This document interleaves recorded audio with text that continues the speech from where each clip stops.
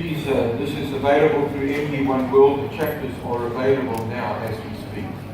So now we have to define what is the arterial duct. We know that it's the remnant of the connection between the fourth and the sixth arch peripherally. That is usually starts off as a bilateral structure, but ends as either dominant left or dominant right structure. So here is a look at what I would call either suprasternal notch or transmanubrial echo. And here you can see on the specimen the left atrial appendage and left ventricle, the right ventricle, continuing into the pulmonary trunk and left pulmonary artery, the aorta behind that with the isthmus of the aorta, and between the isthmus of the aorta and the takeoff of the left pulmonary artery is the arterial duct, which has a diameter and it has a length. Okay, and we can see that echocardiographically as well. It's a diameter and it has a length.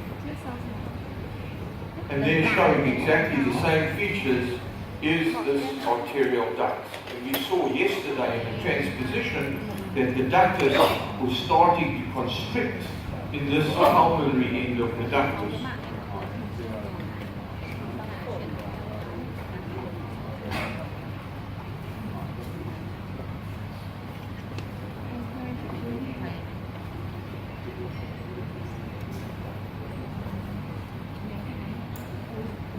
Okay, so here's the aortic end of the ductus, here's the isthmus of the aortic subclavian. There's no coarctation here, and there's the ductus continuing with the descending aorta.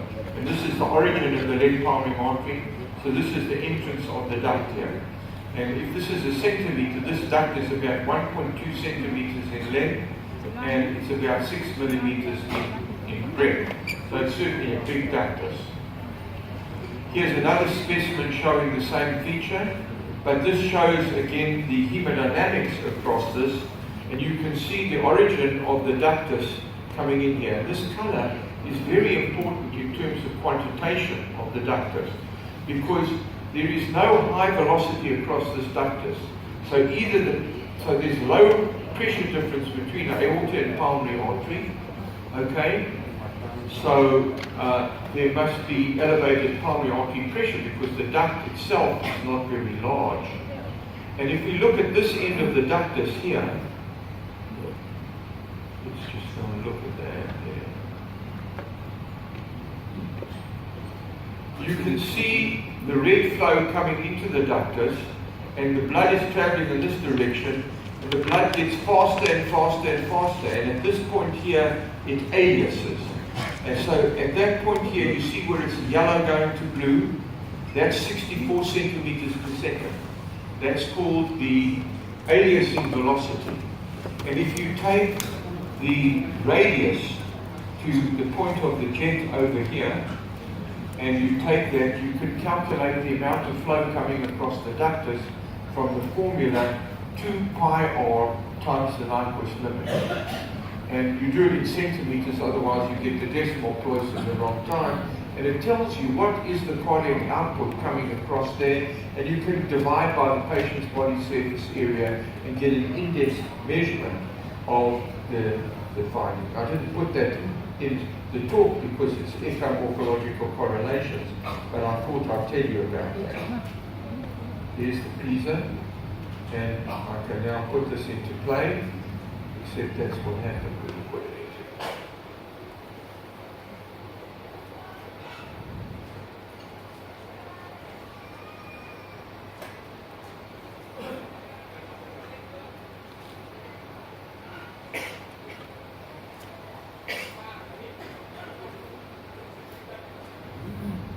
Okay, so you can measure the size of that ductus. It's only a 2 or 3 millimeter ductus, so it's not a very big ductus. Now here we can take the ventricle and go suprasternally, and when you go suprasternally you can see the same thing. We've changed the angle a little bit, so we see right and left pulmonary artery origins coming off the pulmonary trunk, and then you see the ductus ending the descending aorta, and that's really a big arterial duct. In fact, the duct is bigger than either of the pulmonary arteries in its size.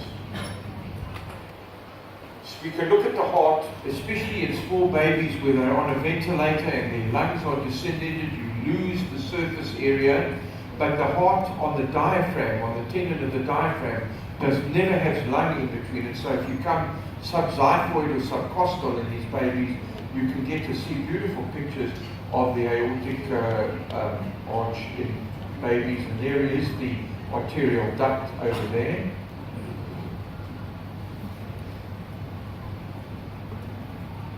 And here's the descending aorta, and there's the left pulmonary artery.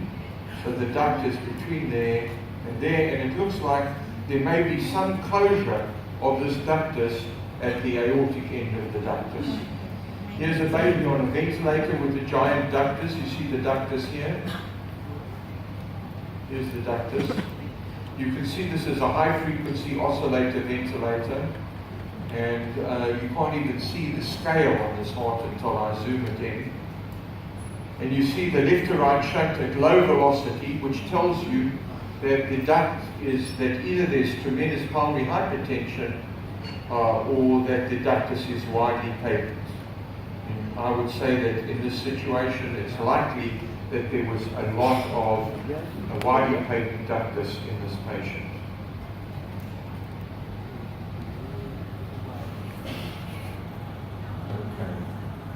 And here's 1 centimeter.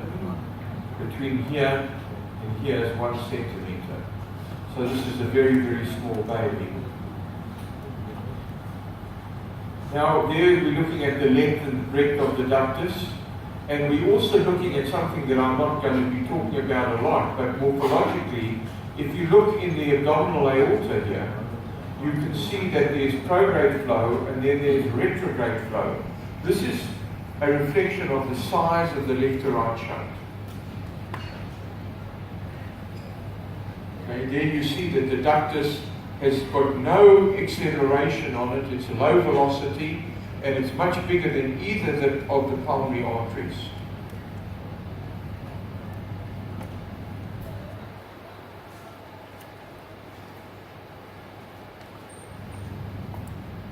Here we're going to look at the ductus from above and see the same Doppler signal showing flow coming in and out of the pulmonary artery. And if you come below here and look from above, you see prograde flow in diastole and retrograde flow in systole, indicating a widely patent ductus.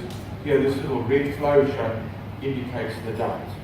And that's where the Doppler sample was placed. So there's to and fro flow across the duct, indicating widely patent arterial duct. Now here's a patient who's got a slightly restricted ductus, and again we're measuring the ductus size. And you look over here and you can see at the pulmonary end of the ductus, it's very small. The aortic end is widely patent, and you can see that the Pisa, that little jet that we saw on the last one, was big, is now tiny. So this is a tiny amount of flow across a very constricted ductus. This isn't the kind of patient that you'd be concerned about, especially with what you see there. If this was a neonate, and indeed it is. Now here is a fetal example of a ductus arteriosus. This is the duct in a fetus. In this fetus it's also constricted, and here again is the Pisa. Here's Pisa here, and here's the flow through the ductus and into at the level of the pulmonary valve, and the ductus bounces off the pulmonary artery and off the pulmonary valve and comes and lies in the artery. And here you can see the Pisa here is again a very, very small shunt. And we've got to just stop this over here and go and look at the Pisa there.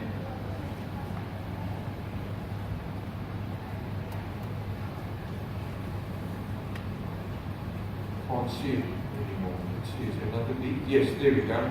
Here's the Pisa over here, a very, very small amount of Pisa, so a small ductus shunt. So these are the kind of ductuses, when you see them, heralds a good opportunity for spontaneous rather than medical closure of the ductus. Okay? Here's a small patent ductus, and again you see what we call the vena contracta. The vena contracta is the narrowest part of a jet. Now, if you have a hose pipe and you have a garden in your homes, and you use the hose pipe and you pull it up fast, you see you get a jet coming out of it. But the narrowest part of the jet is called the vena contracta. And that tells you more or less the size of the nozzle, and it also tells you more or less the size of the duct. So here we've got 1 centimeter.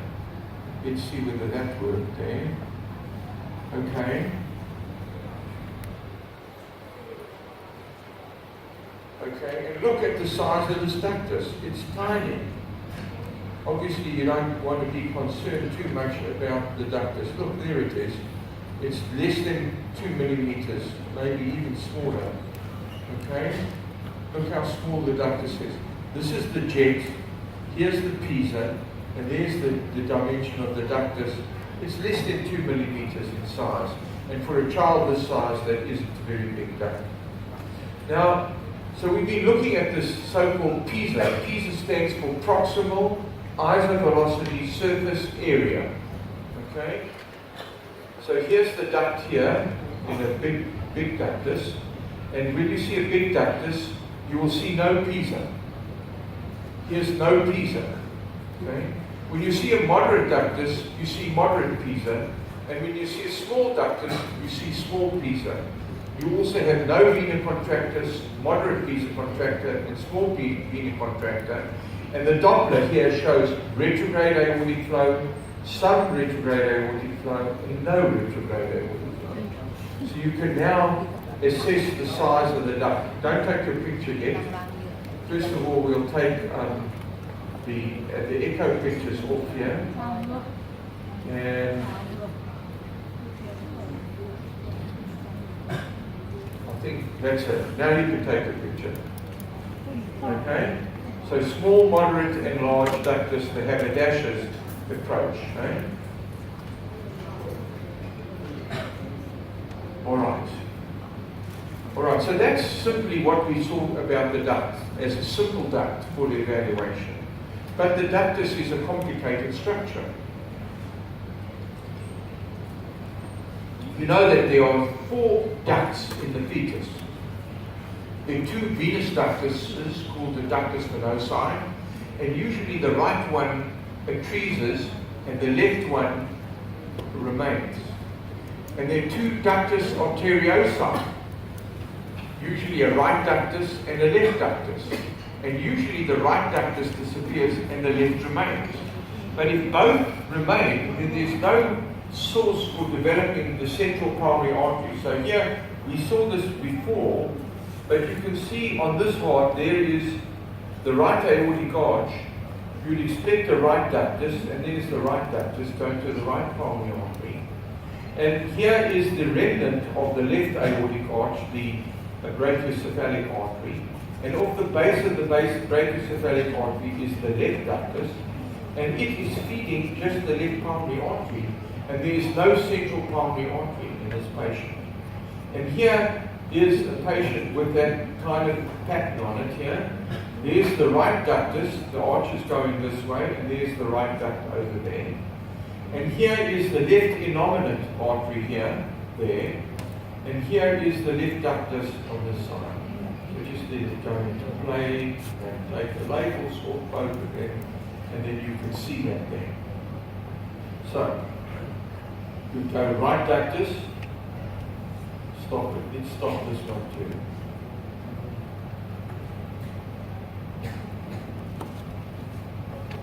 Here we go. And now we're going to get this one here, and when we go to the colour, here's the right ductus, right there, and here's the left ductus here. There we go. There's the left ductus coming off the base of the innominate artery. So now, I'll just stop it like this and zoom this up for you. Okay? And here is another example. This is taken from a parasternal short axis view here, as well as a subcostal view in the same patient, as you can see from the electrocardiogram. So we'll take the frames off, and this patient has got total anomalous pulmonary venous return going below the diaphragm. This is a patient with right isomerism as we described yesterday. And then this is the base of the duct coming off the right brachiocephalic, and this is the base of the ductus coming off the aorta. Okay? So we're looking at from the back, and here you see the two vessels coming together but never actually joining in the middle, showing that this is isolated pulmonary arteries with bilateral arterial ducts.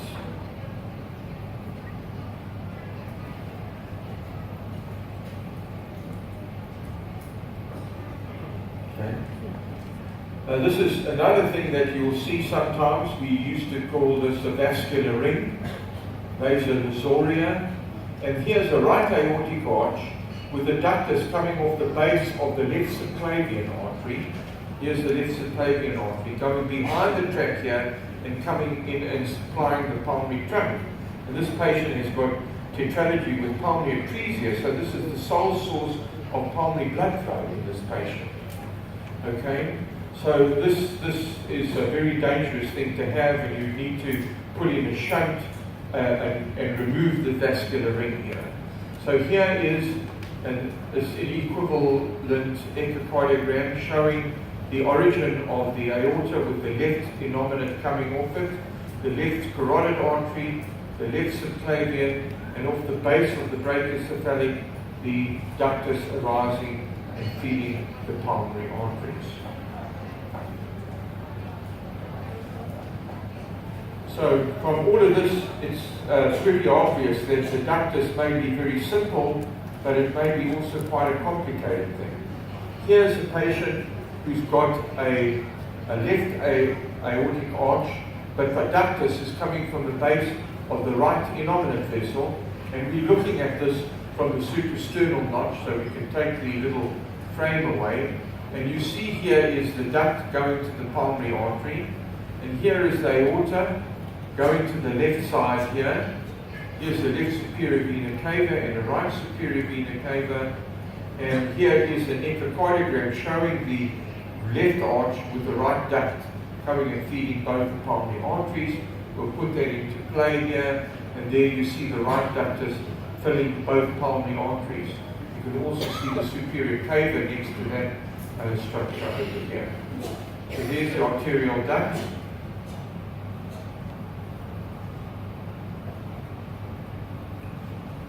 And here's what you see sometimes in newborn babies, but often in the last trimester of pregnancy, the ductus becomes aneurysmal. And it becomes aneurysmal most of the time for no known reason, and the ducts disappear, but sometimes they can enlarge and rupture, and particularly if there's connective tissue diseases such as Marfan syndrome, and it can be a very critical thing to see. So here you can see the origin of the duct to the aorta is much larger than anything else. It's huge. Here's the back of the heart, and you see it. And here is a ductus aneurysm after birth, and you can see the ductus aneurysm over here is much larger than the aorta. Okay, let's just man this up, get the labels off here, and get you to have a look at that comparison. So when you see this, that's a subcostal echo. You see where the pulmonary artery should be. You see this aneurysm. You can see there's some stuff in the aneurysm. We'll get to see what that is in the next frame. Okay, so here's a ductus aneurysm, the same patient that you saw before, where it's open, and you see the aneurysm has got hemorrhage in the wall of it, and it had a thrombus in here, which was cleared out. And once you get a thrombus in there, the thrombus tends to organize and fibrose, and that's the end of the story. So here is that picture that from the same patient earlier, magnified out a little bit, and you can see the aneurysm is highlighted by the arrows. You see the descending aorta, the ascending aorta here, and they are much smaller than that aneurysm. Okay, and if you put color flow on the aneurysm, you can see that they're the pulmonary arteries, and here's this ductus aneurysm, which has got this thrombus material in it with very little in the way of flow left, and this one is on the way to healing without any further problem. This is not the same patient as the aneurysm was obtained from. And lastly, it's become important in terms of looking at the ductus is to look for devices. And devices that they're putting in now are usually made by the company. It's owned by Abbott Laboratories now. And this is a device that's just been deployed. You can see the device here. And here's the angiogram of the device. And you see it still congregates in the ductus ampulla, but that there is no flow in here, and this has been a successful deployment. And we look at this after the device has been put in, and you can see here is this little device. It's got like a top hat and a tail. It sits in the ductus between the left and right pulmonary artery, frequently overlying the left pulmonary artery and giving the left pulmonary artery the appearance of stenosis, and in fact even real stenosis. You can see that there's more acceleration of blood flow into this pulmonary artery than that, and this will go away with time most of the time, and it's an excellent way for treating ducts of babies outside of 5 kilograms. Now, what about the duct with associated lesions? Well, the first one that we see, obviously, is coarctation of the aorta. And the ductus, in relationship with coarctation of the aorta, may be actually at the site of the shelf, which is called a juxtaductal coarc. Here's the duct, here's the shelf, here's the aortic isthmus, there's the descending aorta, here's the pulmonary trunk, here's the echo in these two frames done the same way. And here you can see the descending aorta, you see the left subclavian artery, you see the shelf of the ductus over here, and you see blood flow coming in, going into the pulmonary artery and coming round, which is why the administration of prostaglandins tends to make that so successful temporizing procedure.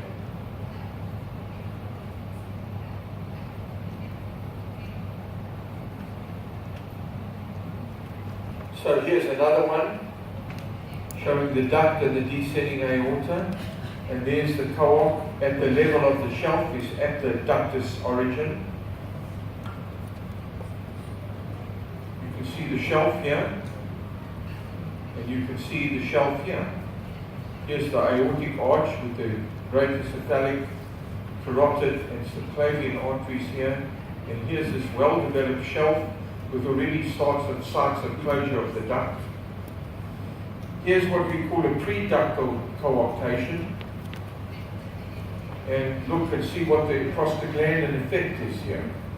Here we can see the patient is on prostaglandin, and here you can see the ductus is widely open, and there's some gradient here, but you don't know what it is. So we take the prostaglandins off, and we then state the patient 12 to 18 hours later, and there you can see very clearly on this patient a shelf is developed.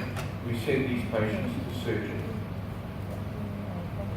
Here's one that's associated with other more complex disease, and you can see the narrowing of the aorta is proximal to the entry of the duct here. So now you see the coarctation where the arrows are over here. There's the subclavian artery coming in. And the narrowing is clearly before the presence of the jet from the ductus arteriosus into the pulmonary trunk.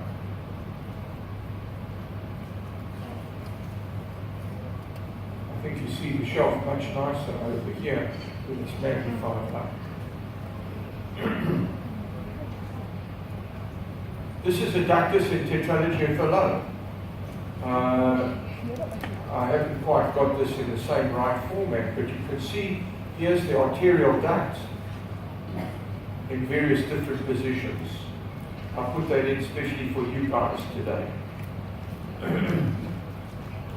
Here's the duct in transposition, just like the patient we saw yesterday, where the ductus has started to close at the aortic end. The duct is very easy to see in transposition. You can see the whole length of the ductus, and you can see the restriction at the pulmonary end of the duct just as we saw in the patient yesterday. Here's a subcostal picture of the duct here.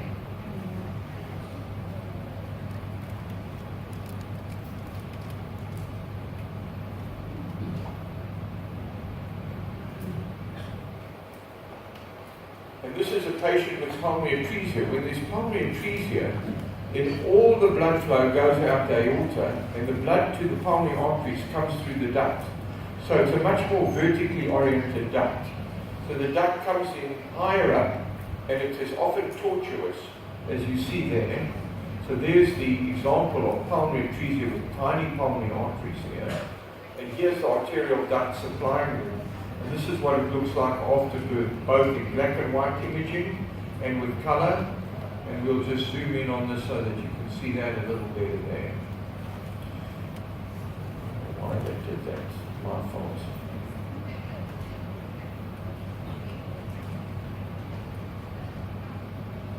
There we go. So vertically oriented ductus with blood flow going directly into the artery. Here's a difference of transposition in the fetal orientation with an arterial duct and with no obstruction. So here is a normal transposition without pulmonary atresia. You see aorta and you see pulmonary artery and you see red flow going towards the transducer. The transducer is down here. Here's the descending aorta. And I've modified this so it looks like this one over here. Here's a patient with pulmonary atresia, and you see the ductus position is completely different here. Here the duct is running this way, here the duct is running this way.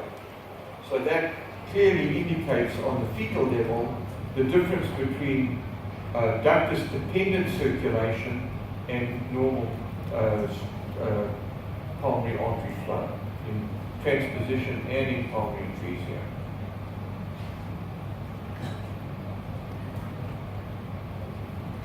The duct in interrupted aortic arch is a very important structure.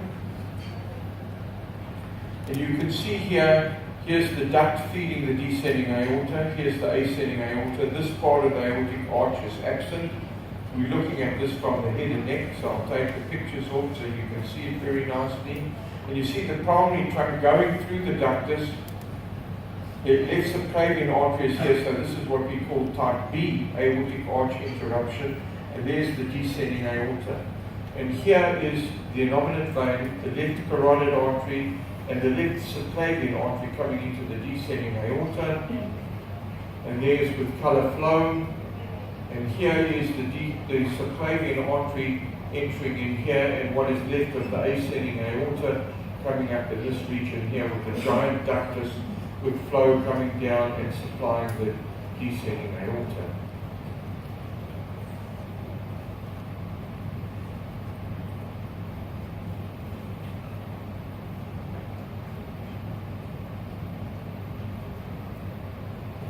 This is the ductus in common arterial trunk, although it is uncommon without type 4 truncus arteriosus, which we'll get to this afternoon.